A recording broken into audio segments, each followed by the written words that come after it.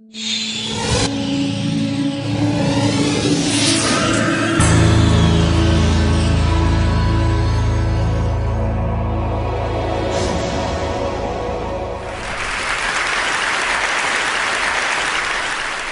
like to take you to another world, and I'd like to share a 45-year-old love story with the poor living on less than $1 a day. I went to a very elitist, snobbish, expensive education in India, and that almost destroyed me. I was all set to be a diplomat, teacher, doctor, all laid out. I don't look it, but I was the Indian national squash champion for 3 years. The whole world was laid out for me. Everything was on my feet. Could do nothing wrong. And then I thought, out of curiosity, I'd like to go and live in a work and just see what a village is like. So in 1965, I went to what is called the worst Bihar famine in India, and I saw starvation, death, people dying of hunger for the first time. Changed my life. Came back home, told my mother, I like to live and work in a village. Mother went into a coma. What is this? The whole world is laid out for you, the best jobs are laying out for you, and you want to go and work in a village? I mean, is there something wrong with you? I said, no, I've got the best education, it made me think, and I wanted to give something back in my own way. What do you want to do in a village? No job, no money, no security, no prospect. I said, I want to live and dig wells for 5 years. Dig wells for 5 years? You went to the most expensive school and college in India and you want to dig wells for 5 years? She didn't speak to me for a very long time because she thought I'd let my family down. But then I was exposed to the most extraordinary knowledge and skills that very poor people have, which is never brought into mainstream, which is never identified, respected, applied on a large scale. And I thought I'd start a barefoot college only for the poor. What the poor thought was important would be reflected in the college. Went to this village for the first time. Elders came to me and said, are you running from the police? I said, no. You failed in your exam? I said, no. You didn't get a government job? I said, no. What are you doing here? Why are you here? The education system in India makes you look at Paris and Delhi and Zurich. What are you doing in this village? Is there something wrong with you you're not telling us? I said, no. I want to actually start a college only for the poor. What the poor thought was important would be reflected in the college. So then they gave me some very sound and profound advice. They said, please, don't bring anyone with a degree and qualification into your college. So it's the only college in India where if you should have a PhD or a master's, you are disqualified to come. You have to be a cop-out or a washout or a dropout to come to our college. You have to work with your hands. You have to have a dignity of labor. You have to show that you have a skill that you can offer to the community and provide a service to the community. So we started the Barefoot College, and we redefined professionalism. Who is a professional? A professional is someone who has a combination of competence, confidence, and belief. A water diviner is a professional. A traditional midwife is a professional. A traditional bone setter is a professional. These are professionals all over the world. You'll find them in any inaccessible village around the world. And we thought that these people should come into mainstream and show that the knowledge and skills that they have is universal. It needs to be used, it needs to be applied, it needs to be shown to the world outside that these knowledge and skills are relevant even today. So the college works following the lifestyle and work style of Mahatma Gandhi. You eat on the floor, you sleep on the floor, you work on the floor. There are no contracts, no written contracts. You can stay with me for 20 years, go tomorrow. And no one can get more than $100 a month. You come for the money, you don't come to Barefoot College. You come for the work and the challenge, you come to the Barefoot College. That is where we want you to try crazy ideas. Whatever idea you have, come and try. Doesn't matter if you fail. Battered, bruised, you start again. It's the only college where the teacher is the learner and the learner is the teacher. And it's the only college where you don't give a certificate. You are certified by the community you serve. You don't need a paper to hang on the wall to show that you are an engineer. So when they said that, they said, well, show us what is possible. What are you doing? This is all mumbo jumbo if you can't show it on the ground. So we built the first Barefoot College in 1986. It was built by 12 barefoot architects who can't read and write. Built on $1.50 a square foot. 150 people lived there, worked there. They got the Aga Khan Award for Architecture in 2002. But then they suspected, they thought there was an architect behind it. I said, yes, they made the blueprints, but the barefoot architects actually constructed the college. We are the only ones who actually returned the award for $50,000 because they didn't believe us and we thought that they were actually casting aspersions on the barefoot architects of Thilonia. I asked a forester, high-powered, paper-qualified expert. I said, what can you build in this place? He had one look at the soil and said, forget it, no way, nothing can work. No water, rocky soil. I was in a bit of a spot, and I said, okay, I'll go to the old man in the village and say, what should I grow in this pot? He looked quietly at me and said, you build this, you put this, and it'll work. This is what it looks like today. Went to the roof, and all the women said, clear out. The men should clear out because we don't want to share this technology with the men. This is waterproofing the roof. It is a bit of jaggery, bit of urine, and a bit of other things I don't know, but it actually doesn't leak. Since 1986, it hasn't leaked. This technology, the women will not share with the men. It's the only college which is fully solar electrified. All the power comes from the sun. 45 kilowatts of panels on the roof and everything works out of the sun for the next 25 years. So long as the sun shines, I have no problem with power.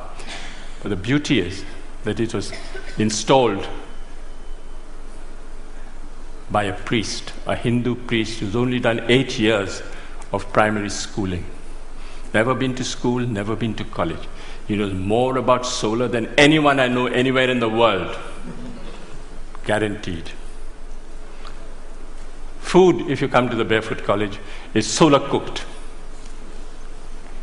But the people who fabricated that solar cooker are women.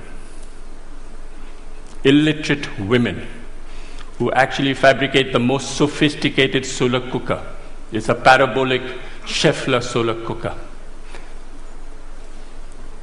Unfortunately, they're almost half German. They're so precise. You'll never find Indian women so precise. Absolutely to the last inch, they can make that cooker. And we have 60 meals twice a day of solar cooking. We have a dentist. She's a grandmother, illiterate, who's a dentist. She actually looks after the teeth of 7,000 children. Barefoot technology. This was 1986, no engineer, no architect thought of it, but we are collecting rainwater from the roofs. Very little water is wasted. All the roofs are connected underground to a 400,000 liter tank, and no water is wasted.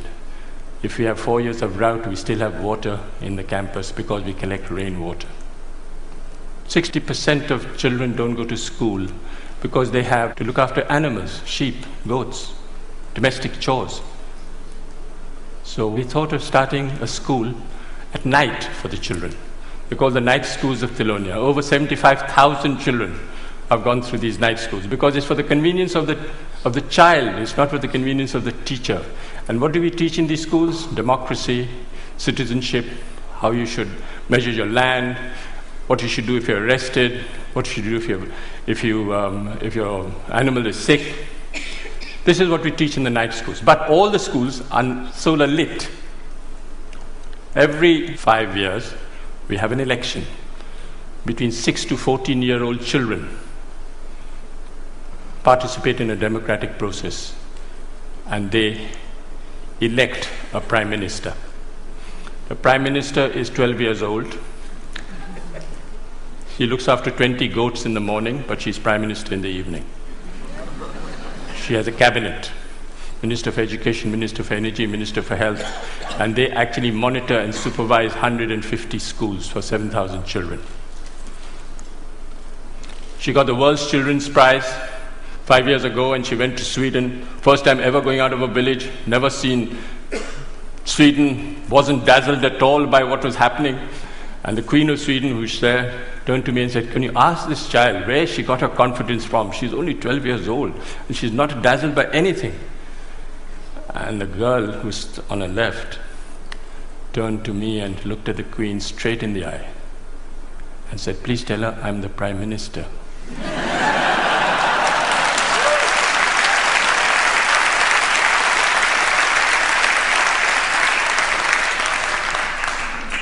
Where this percentage of illiteracy is very high, we use puppetry. Puppet is the way we communicate.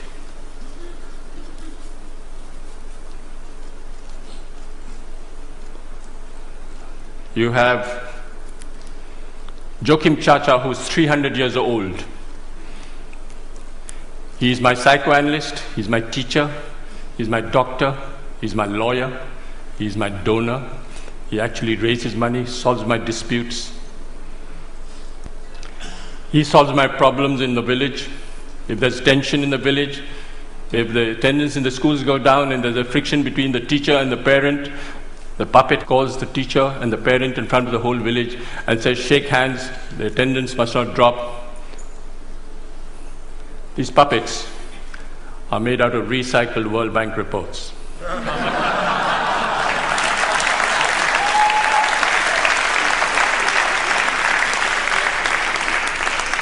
So this decentralized, demystified approach of solar electrifying villages, we've covered all over India, from Ladakh up to Bhutan. All solar electrified villages by people who have been trained. When we went to Ladakh and we asked this woman, at minus 40 you have to come out of the roof because there's no place, it's all snowed up on both sides. And we asked this woman, what was the benefit you had from solar electricity? And she thought for a minute and said, "It's the first time I can see my husband's face in winter." Went to Afghanistan. One lesson we learned in India was men are untrainable.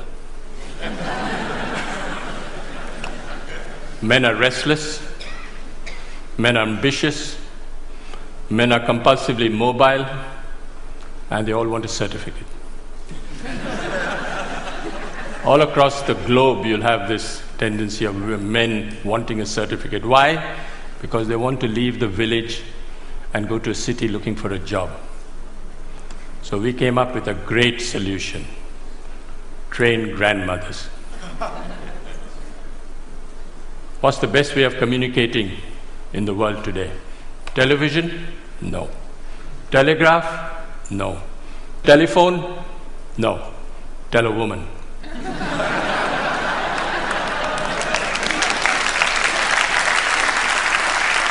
So we went to Afghanistan for the first time. And we picked 3 women and said, we want to take them to India. They said, impossible. They don't even go out of their rooms and you want to take them to India. I said, I'll make a concession, I'll take the husbands along as well. So I took the husbands along. Of course, the women were much more intelligent than the men. In 6 months, how do we train these women? Sign language. You don't use the written word. You don't use the spoken word. You use sign language. And in 6 months, they can become solar engineers. They go back and solar electrify their own village. This woman went back and solar electrified the first village, set up a workshop. The first village ever to be solar electrified in Afghanistan were by the 3 women. This woman is an extraordinary grandmother, 55 years old, and she solar electrified 200 houses for me in Afghanistan, and they haven't collapsed. She actually went and spoke to an engineering department in Afghanistan and told the head of a department the difference between AC and DC. Didn't know. Those 3 women have trained 27 more women and solar electrified 100 villages in Afghanistan. We went to Africa and we did the same thing. All these women sitting in one table from 8, 9 countries, all chatting to each other, not understanding a word because they're all speaking the different language. But their body language is great. They're speaking to each other and actually becoming solar engineers. I went to Sierra Leone, and there was this minister driving down at the dead of night, comes across this village, comes back, goes into the village, says, well, what's the story? They said, these 2 grandmothers. Grandmothers? Minister couldn't believe what was happening. Where did they go? Went to India and back. Went straight to the president. He said, do you know there's a solar electrified village in Sierra Leone? He said, no. Half the cabinet went to see the grandmothers the next day. What's the story? So he summoned me and said, can you train me 150 grandmothers? I said, I can't, Mr. President, but they will. The grandmothers will. So he built me the first barefoot training center in Sierra Leone. And 150 grandmothers are being trained in Sierra Leone. Gambia. I went to select a grandmother in Gambia. Went to this village, I knew which woman I would like to take. The community got together and said, I'll take these 2 women. I said, no, I'm going to take this woman. They said, why? She doesn't know the language, you don't know her. I said, no, I like the body language, I like the way she speaks. Difficult husband, not possible. Call the husband. Husband came. Swaggering, politician, mobile in his hand, not possible. Why not? The woman, look how beautiful she is. I said, yeah, she's very beautiful. What happens if she runs off with an Indian man? That was the biggest fear. I said, she'll be happy, she'll ring up in a mobile. She went like a grandmother and came back like a tiger. She walked out of the plane and spoke to the whole press as if she was a veteran. She handled the national press and she was a star. And when I went back 6 months later, I said, where's your husband? Oh, somewhere, doesn't matter. Doesn't matter. Doesn't matter. Success story.